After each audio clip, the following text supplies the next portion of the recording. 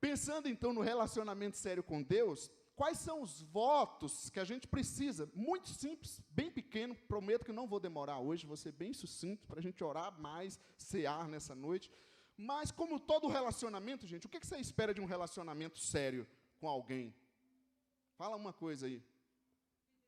Ah, você viu a mensagem, ao texto, né? Amém. É óbvio, não, tem muitas outras coisas, claro, mas uma coisa básica é a fidelidade. Versículo 16, né, que a gente leu, sejam fiéis à aliança com Deus em seus corações. Ter fidelidade a esse compromisso. E eu quero entender aqui, quando a gente pensa em ser fiel a Deus, muitas vezes na nossa prática de espiritualidade, parece que a gente pensa em fidelidade como uma barganha.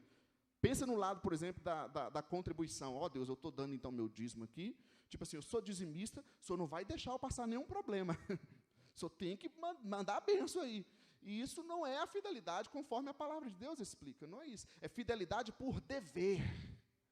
Fidelidade é compromisso, não se trata de barganha. Eu não sou fiel ao meu cônjuge para ela ser comigo, para ela fazer algo comigo. Eu sou fiel porque é o meu compromisso, é a minha parte com Deus. Amém, gente? Então, pense nisso, faça a sua parte com o Senhor, a sua parte com a sua igreja, a sua parte na sua vida espiritual. E é isso que Deus está pedindo aqui do povo. Sejam fiéis ao quê? A aliança. E quando nós falamos então de aliança, a aliança não é unilateral, não é de uma parte só, ela é bilateral. Você crê que Deus é fiel com você? Deus é fiel, Deus não mente, Deus não muda. Então, se acontece alguma coisa, é do lado de cá que está havendo infidelidade. A aliança é bilateral. Eu gosto dessa expressão que o pessoal usa, né, dos ditados populares, faça a sua parte que eu te ajudarei. A gente tem que olhar para a nossa parte. Então, pensando nessa questão da bilateralidade, né, bilateral, né, esse lado dos dois lados da aliança, o que a Bíblia diz para a gente fazer ou para não fazer? Entende? Como, Léo, que eu vou ser fiel a Deus? É isso. O que a Bíblia diz para eu fazer ou para não fazer? Falando em Bíblia, gente, vou contar um testemunho para vocês, quem sabe alguns ou muitos não conhecem. Quando eu me converti, eu sempre dei uma de querer ser compositor, né, de escrever música. O negócio surge aqui e a gente bota para fora, né? E aí, quando me converti, logo no primeiro ano, não lembro quantos meses, eu cheguei a escrever 100 músicas. Não estou dizendo que era bonita, né? Talvez ninguém gostaria. Eu já tinha um caderninho com 100 músicas, de louvores e tal. E aí eu tive uma experiência com Deus tão forte, com a palavra de Deus. Eu me lembro como hoje, o pastor Washington de Campos, que inclusive já veio aqui, né? Num congresso, ele ali ministrando sobre a palavra de Deus. E eu ainda não tinha estudado nenhuma teologia, nenhum seminário, não tinha um curso bíblico mais profundo. Gerou tanto temor no meu coração, que eu não falei para ninguém, eu voltei e meti fogo no caderno. Tinha um amigo, e ele é conhecido, quem sabe, o Reginaldo tem um CD dele, o Jânio, ele gravou umas 4 músicas minhas no primeiro CD.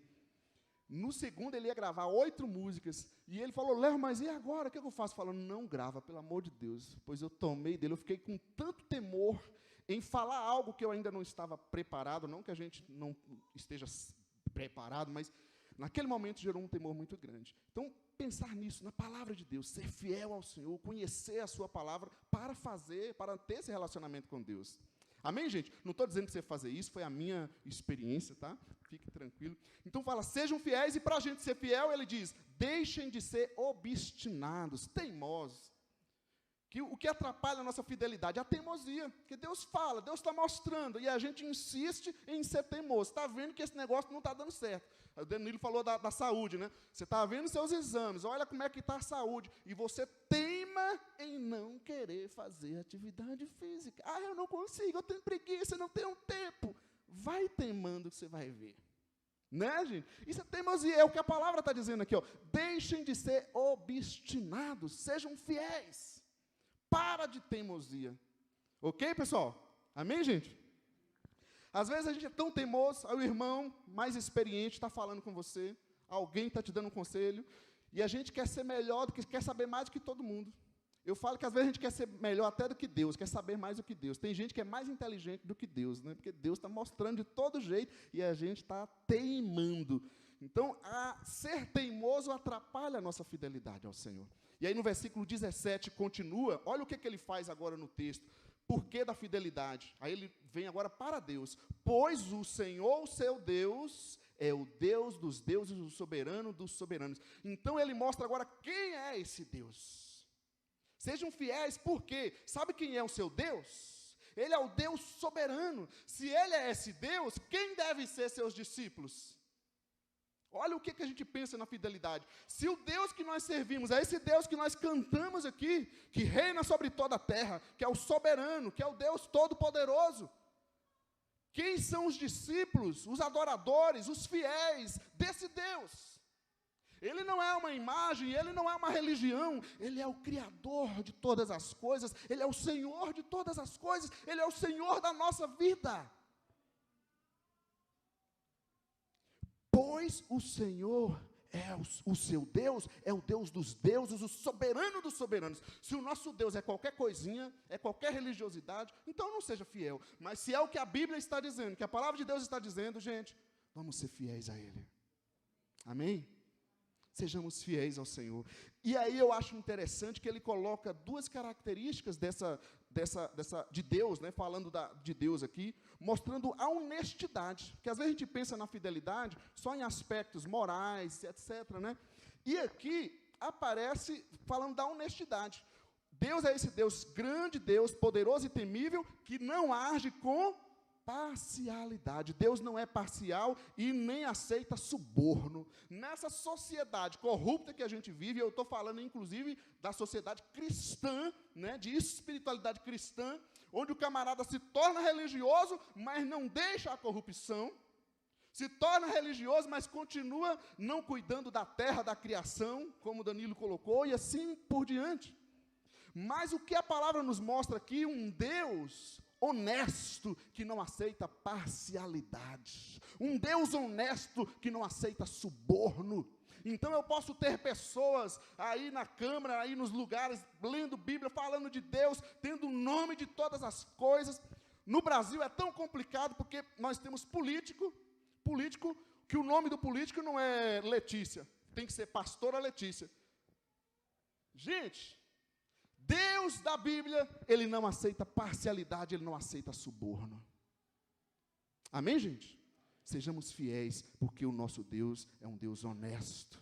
E hoje foi o dia da ação social, né? E eu já tinha esse texto, vinha meditando nele, eu acho que ele bate bem para esse dia, para a gente pensar nessa mudança. Nossa fidelidade a Deus vai ser demonstrada não somente, né, em questões morais, dos nossos relacionamentos, mas aqui nas questões sociais, de não sermos parciais, de sermos honestos, não aceitarmos subornos, porque é assim que a sociedade vai mudar, é assim que a luz vai poder contagiar as trevas.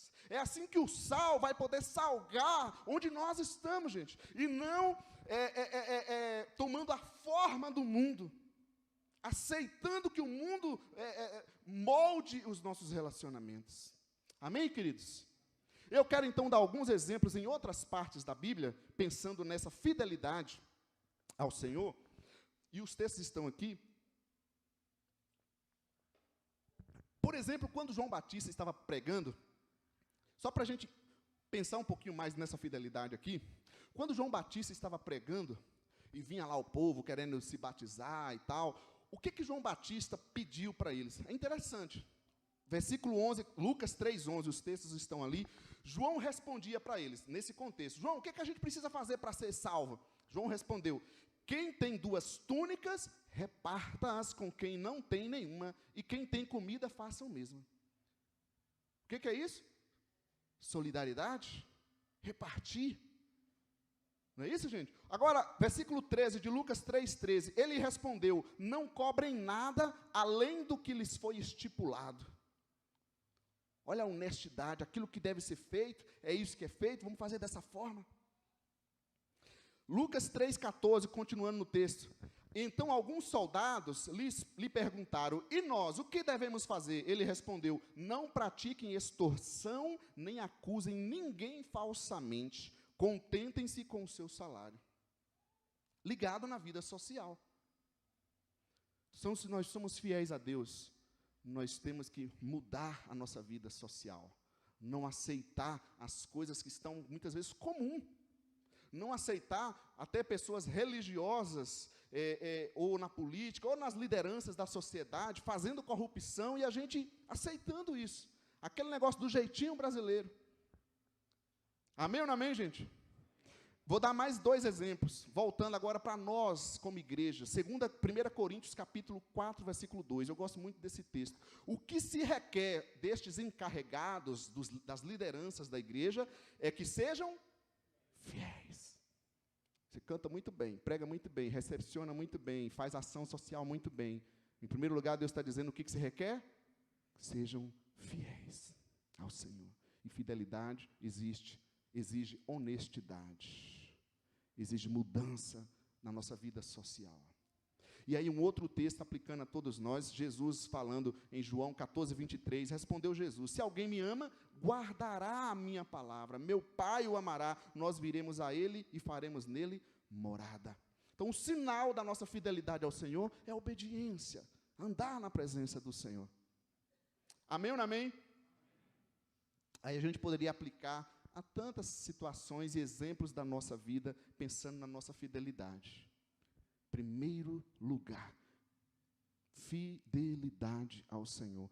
Nós vamos lutar pelas questões sociais, vamos lutar para ter uma vida honesta, em primeiro lugar, não é porque a gente é bom, em primeiro lugar porque a gente quer ser fiel ao Senhor Deus, que é um Deus honesto. É porque o nosso Deus é um Deus de honestidade, é um Deus santo. Amém?